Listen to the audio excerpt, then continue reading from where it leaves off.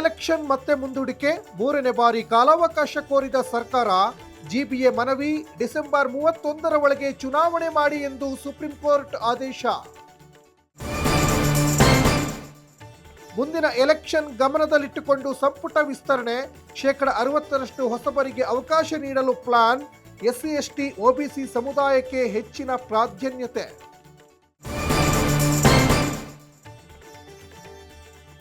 Bidadi township ಯೋಜನೆಗೆ ವಿರೋಧ, freedom ಪಾರ್ಕ್ನಲ್ಲಿ ಇಂದು ಬಿಜೆಪಿ ಪ್ರತಿಭಟನೆ, ರೈತರ ಪರ ಕೇಸ್ ವಾಪಸ್ಗೆ ಪಟ್ಟು.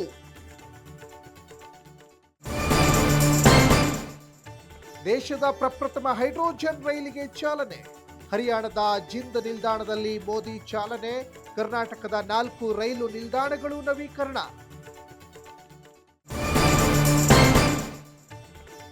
ಧರ್ಮೇಂದ್ರ ಪ್ರಧಾನ್ ರಾಜೀನಾಮೆಗೆ ಪಟ್ಟು, 20ನೇ ದಿನಕ್ಕೆ ವಾಂಗ್ಚುಕ್ ಧರಣಿ ಸತ್ಯಾಗ್ರಹ, ಉಪವಾಸ ನಿಲ್ಲಿಸುವಂತೆ ವಿಪಕ್ಷ ನಾಯಕರ ಮನವಿ.